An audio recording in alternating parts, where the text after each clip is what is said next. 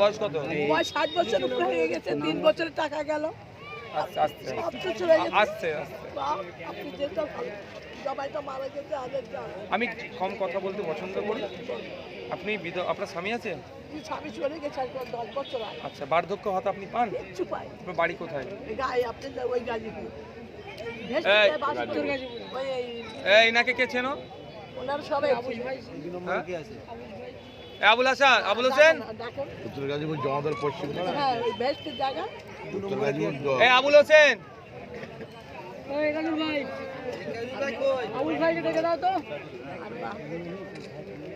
কুলপাড়া, উত্তর গাজীপুর। ওই বেস্টের জায়গা বা 95 ওই জমাদার পুকুর ধারে এই বেস্টের জায়গা। এই ডাকছি তো এখানে। তোমার ওই গাজীপুরে বাড়ি তো? জমাদার একে চিনো? ইনাকে চিনো? ইনাকে চিনো তো? সোমবারে বিডিও অফিস থেকে বা কোনো থেকে একটা ফর্ম নেবে, বার্ধক্য ভাতার ফর্ম। আচ্ছা, আপনি দুয়ারে সরকার ক্যাম্পে গিয়ে বার্ধক্য ভাতার বাপ দিয়ে ফেল হয়ে গেছে, সেই কাগজটা বাড়িতে আসে বাপ, সেই কাগজ আছে তো? জি, ঠিক আছে। ওই কাগজের জেরক্সটা নেবে, নিয়ে আমাকে হোয়াটসঅ্যাপে পাঠাবে। ফিল করেছিলেন তো? জি। আচ্ছা, ঠিক আছে, আমি বাকিটা আমি ওর সাথে কথা বলে নেব। ঠিক আছে, ঠিক আছে, ঠিক আছে। তুমি ইনার কাছে কাগজটা নিয়ে আমাকে হোয়াটসঅ্যাপে পাঠাবে। দেখুন, বার্তা একটাই, রক্তদান শিবির কেন করছি? মুমূর্ষু রোগীদের রক্তের প্রয়োজন হচ্ছে। রাজ্য সরকার, কেন্দ্র সরকারের কোনো প্রকল্প নেই, যা কোনো পলিসি নয় যে রক্তের যে ঘাটতি, যে ক্রাইসিস, সেটা পূরণ করার। আমরা ভাঙড়ের পক্ষ থেকে, ভাঙড়বাসীর পক্ষ থেকে রক্তদান মহোৎসব করছি। আইএসএফের যারা দায়িত্বশীলেরা আছে তাদের প্রচেষ্টাতে ভাঙড়বাসী রক্ত দিচ্ছে। সেই যে রক্তের ক্রাইসিস দেখা দিচ্ছে, কিছুটা হলেও আমরা সুরাহা করার চেষ্টা করছি। বিরোধীরা বলছে রক্ত নিয়ে ব্যবসা করছে, কি বলবেন? দেখুন, আইনে আছে, কেউ রক্ত বিক্রি করলে সে আইনত এতে সে জেল জরিমানা হতে পারে। যদি এরকম করছি, আমাকে তো এমনি মিথ্যা কেস দিয়ে আমাকে জেলে রাখার চেষ্টা করছে, এটা সুযোগ আছে, তাদেরকে বলুন আমার বিরুদ্ধে আইনত ব্যবস্থা নিতে। তারপর হচ্ছে বিরোধীরা পারছে না, সেই জন্যই কুৎসা রটাচ্ছে। বিরোধীদের কাজ হবে, আমরা 10টা জায়গায় রক্তদান শিবির করছি টানা 10 দিন। বিরোধীদের কাজ, অর্থাৎ শাসকের কাজ হবে যে 20টা রক্তদান শিবির করে এটা জবাব দেওয়া। সেটা তারা পারছেন না, উপরন্তু আমাদের প্রোগ্রামকে আটকানোর জন্য প্রোগ্রামের অদূরেই ওই দিনই প্রোগ্রাম করে ডিস্টার্ব করছে, ভয়ের পরিবেশ, আতঙ্কের পরিবেশ তৈরি করার চেষ্টা করছে। কোনো জায়গায় বোমাবাজি করছে, মারধর করছে, ডেকোরেটরদেরকে আসতে দিচ্ছে না, জায়গা নিয়ে ডিস্টার্ব করছে, এ ধরনের অন্যায় কাজ করে যাচ্ছে। আমি ভেবে পাচ্ছি না রক্ত নিয়ে কেন এদের এত নোংরামি। যখনই বিরোধীদের বর্তমান যারা ডিস্টার্ব করছে, তাদেরই যদি রক্তের কোনো সময় প্রয়োজন হয়, তারা কি গিয়ে ব্লাড ব্যাঙ্কে বলবে যে আমি তৃণমূল করি, আমাকে তৃণমূলের রক্তটা দাও, আইএসএফের রক্ত আমাকে দেবে না? এটা বলবে না, তারা কিন্তু রক্ত চেয়ে নেবে। ব্যাপারটা হচ্ছে এই নোংরা মন মানসিকতা নিয়ে যারা উঠা বসা করছে, তাদেরকে সমাজ থেকে নিশ্চিত করতে হবে ভোটের মাধ্যমে, গণতান্ত্রিক প্রক্রিয়াতে। এরা সমাজ যতদিন থাকবে ততটা সমাজ ক্ষতিগ্রস্ত হবে, বাংলা ক্ষতিগ্রস্ত হবে। ভাঙড়ে বিভিন্ন জায়গাতে যেখানে রক্তদান শিবির হচ্ছে, তার আগের দিনকে ভয় দেখানো হচ্ছে মানুষদেরকে, বা যেখানে ওখানে করলে বিধায়ককে আনলে তাদেরকে পরে ব্যবস্থা। হ্যাঁ, এইভাবে ভয় দেখাচ্ছে, ওই জন্য ভয়ে অনেকে মানুষ আসতে পারছে না। দেখুন, আজকের পরিবেশ দেখুন, যে পরিবেশ তৈরি করেছে, ভয়ের পরিবেশে অনেকে আসতে পারছে না।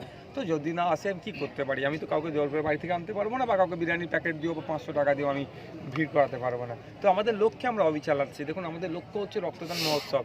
কতজন মানুষ আমার বক্তব্য শুনলো, তার থেকে বড় কথা কতজন এই ক্যাম্পে রক্ত দিল। অলরেডি দেখুন, আমি 10-15 মিনিট আগে বললাম, আপনারা শুনলেন, 104 জন মহিলা সহ 322 জন অলরেডি চলছে। আর গতকাল পর্যন্ত 788 জন 3টে ক্যাম্পে রক্ত দিয়েছে। সুতরাং আমরা আমাদের লক্ষ্যে অবিচল আছি, আমরা এগিয়ে যাচ্ছি। আমাদের লক্ষ্য এটাই যে ভাঙড়ের রক্তে দার্জিলিংয়ের মানুষের প্রাণ বাঁচুক, ভাঙড়ের রক্তে শিলিগুড়ির মানুষের প্রাণ বাঁচুক, ভাঙড়ের রক্তে আপনার জঙ্গলমহল থেকে শুরু করে সাগর পর্যন্ত মানুষের প্রাণ বাঁচুক, তারা উপকৃত হোক, ভাঙড়ের মানুষের সুনাম হোক। এই কাজে আমরা ব্রত আছি, আমরা এই কাজে এগিয়ে যাচ্ছি। জাউলগাছি অঞ্চলে কিছু মানুষদেরকে ভয় দেখানো হচ্ছে, যারা আইএসএফের সঙ্গে ঘুরবে তাদের কড়া ভাষায় হুমকি দিয়েছে যে তাদেরকে কিন্তু আইনি আপনাদের কর্মীরা বলছে আইনি পদক্ষেপ নেওয়া হবে, কিন্তু তাদেরকে বলছে ঘর বাড়ি ভাঙচুর করা হবে, যদি নওশাদ সিদ্দিকীর সাথে অনেক ভয় দেখাচ্ছে, অনেক এখনো রক্তদান শিবির আছে ভাঙড় 1 নম্বর ব্লকে। হ্যাঁ আছে, অনেক অপচেষ্টা চালাচ্ছে। ভাঙড় 1 নম্বর ব্লকেও বেশি ডিস্টার্ব হচ্ছে, 2 নম্বর ব্লকেও হচ্ছে। কিছু প্রকাশ্য হচ্ছে, কিছু গোপন হচ্ছে। গণতন্ত্রকে যারা মান্যতা দেয় না, যারা মানুষের অধিকারকে কেড়ে নেয়, তাদের কাছ থেকে এর থেকে বেশি কিছু আশা করা যায় না। সংবিধানে 326 ধারায় উল্লেখ আছে, মানুষ 18 বছরের ঊর্ধ্বে ভারতীয় নাগরিক হলে সেই ভোট দিতে পারবে। কিন্তু দুঃখের বিষয় আজকে ভোটদের অধিকারকে কেড়ে নিচ্ছে। তারা তো এইগুলো মানুষের রক্ত দিয়ে মানুষের প্রাণ বাঁচবে, এটা নিয়ে তারা কী বুঝবে? তাদের কাছ থেকে আশা করাই বৃথা। তারপরেও বলবো, যারা আমাদেরকে হুমকি চুমকি দিচ্ছে ওসব আমরা ভয় পাই না। আমরা আইন, আদালত, বিচার ব্যবস্থার প্রতি ভরসা রাখি। আইনের মাধ্যমে আমরা লড়ে নেব। আচ্ছা, ভাঙড়ের অবজারভার বলছেন যে এমএলএ নওশাদ সাহেব এখনো ভাঙড়ের মাটিতে একটা টাকা 10 পয়সার কাজ করতে পারে না, ভবিষ্যতেও কাজ করতে পারবে না, কি বলবো? কি অবজারভারটা কে, কোন পার্টির অবজারভার? তৃণমূলের অবজারভার তাহলে তৃণমূলের বলুন, ভাঙড়ের অবজারভার নয়। ভাঙড়ের ওকে কেউ দায়িত্ব দেয় না। ভাঙড়ের মানুষের উনি জনপ্রতিনিধি নয়, ভাঙড়ের মানুষের জনপ্রতিনিধি হচ্ছে নওশাদ সিদ্দিকী। বিধানসভায় আর লোকসভাতে যদি বলেন তাহলে মিমি চক্রবর্তী হবে। ওনার কোনো এখানে ফাংশন নাই। ওনাকে দল ওনাকে দিয়েছে, কালকে ওনার দল ওনাকে কানমূলে অন্য জায়গায় সরিয়ে দিলে ওনাকে মেনে নিতে হবে। যতদিন এরকম গুন্ডামি মস্তানি করতে পারবে দল হয়তো ততদিন প্রাধান্য দেবে। যখন ওনার কাজ শেষ হয়ে যাবে দল ওনাকে ছুঁড়ে ফেলে দেবে। তো কথা হচ্ছে, এক পয়সার কাজ করতে পেরেছি কি পারিনি। আপনাদের এই অঞ্চলেই দেখুন না, আমার এমএলএ ল্যাডের কী করেছি না করিনি। মানুষকে জিজ্ঞাসা করুন। দ্বিতীয় কথা, আমি যেগুলো হচ্ছে এমএলএ ল্যাডের যে টাকাটা আমি পাই, আমি তো নিজে হাতে খরচ করতে পারবো না। ওটা আইনের মধ্যে পড়ে না, প্রভিশনের মধ্যে পড়ে না। আমার যেই জায়গাগুলো হচ্ছে করলে ভালো হয় সেই প্রস্তাবগুলো আমি দেবো। তারপরে সেটা ডিপিএলের মাধ্যমে বিডিওতে আসবে বা বিভিন্ন কনসার্ন ডিপার্টমেন্টে এসে সেইগুলো হওয়ার পরে সেটা ভেডিং হবে, তারপরে সেটার জন্য টেন্ডার হবে, তারপরে কাজ হবে। এটা সমস্তটাই এক প্রকার শাসকের হাতে আছে। সুতরাং নওশাদ সিদ্দিকীকে বদনাম করার জন্য সেই কাজগুলোকে ডিলে করছে, ফলে ভাঙড়বাসী উন্নয়ন থেকে বঞ্চিত হচ্ছে। এখন পৌরসভা থেকে আপনাকে পথ চলছে কুকুরের দল হিসেবে ইন্ডিকেট করেছে, কি বলবেন? দেখুন, কেউ যদি আমাকে কুকুর বলে তাকে আমি বড় কুকুর বলে এটা বলতে পারি না। দেখুন, কেউ যদি আমাকে খারাপ ভাষায় আক্রমণ করে তাকে আমি সেই ভাষায় উত্তর দিতে পারি না। তবে একটা কথা বলবো, যার যেমন রুচি সে সে কথা বলবে। এমনকি আমি ডায়মন্ড লোকসভায় দাঁড়াবেন বলেছেন, সেখানে বললো যে সেখানে চুনাপুটি কাজ না, সেখানে প্রধানমন্ত্রী বা স্বরাষ্ট্রমন্ত্রী ওনাকে হারাবে বলেছে, কি বলবেন? এদের সাথে প্রধানমন্ত্রীর খুব ভালো সম্পর্ক, সেই জন্য কথায় কথায় এরা প্রধানমন্ত্রীর নাম নেয়। বুঝতে পেরেছেন তো ভাই? যদি নওশাদ সিদ্দিকী চুনিপুটি হয় তাদের ভাষায়, যদি নওশাদ সিদ্দিকী দাঁড়ালে নওশাদ সিদ্দিকী জামানত জব্দ হয়ে যাবে, তাহলে কেন শব্দ খরচ করছে নওশাদ সিদ্দিকী নিয়ে? এটা প্রশ্ন করুন না তাদেরকে, যে নওশাদ সিদ্দিকী নামটা বলতে গেলে তো 2 সেকেন্ড টাইম লাগছে। এই 2 সেকেন্ডটা কেন খরচ করছেন?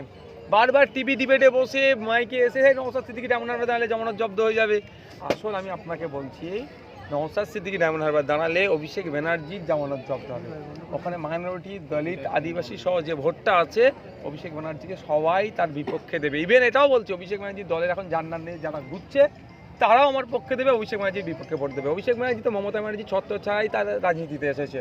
মমতা ব্যানার্জির ছবি দেখিয়েছে রাজনীতিতে এসেছে। সে কি গ্রাসরুট লেভেলে রাজনীতি করেছে না ছাত্র রাজনীতি করেছে? কোন রাজনীতির সাথে তিনি যুক্ত? তিনি মাটি বোঝেন? তিনার জামানত জব্দ হবে। সেই ভয়ে আতঙ্কিত হয়ে অভিষেক বাবুর যা কিছু আছে ওই ধরনের সাঙ্গপাঙ্গ, তাদেরকে দিয়ে এই ধরনের অবাঞ্ছিত মন্তব্য করাচ্ছে। ভাই, আপনি ডায়মন্ড হারবার থেকে দাঁড়াবেন বলেছিলেন, কিন্তু ইচ্ছা প্রকাশ করেছিলেন, কিন্তু এখনো কোনো ডেট ফাইনাল করেনি বা ওখানে দাঁড়াবেন বলে আপনি কোনো সিদ্ধান্ত আপনার দল কোনো এখনো সেভাবে জানায়নি। আপনি কি বলবেন? ওখানে কি আপনি এখন তো ভাই ভোটটা আসতে অনেক বাকি, নমিনেশন এখনো শুরু হয়নি, ভোটের নোটিফিকেশন আসেনি। একটু ধৈর্য ধরুন না, এই তো সবে শুরু, সামনে থেকে গুরু। আগামী যে ভাঙড়ে কি লক্ষ্য আছে? ভাঙড়ের অভাব অভিযোগের কথা বিধানসভায় উত্থাপন করা, বিধানসভায় শাসকের মাধ্যমে যেগুলো সমস্যাগুলোর সমাধান হবে সেগুলোকেই নোটিশ করা।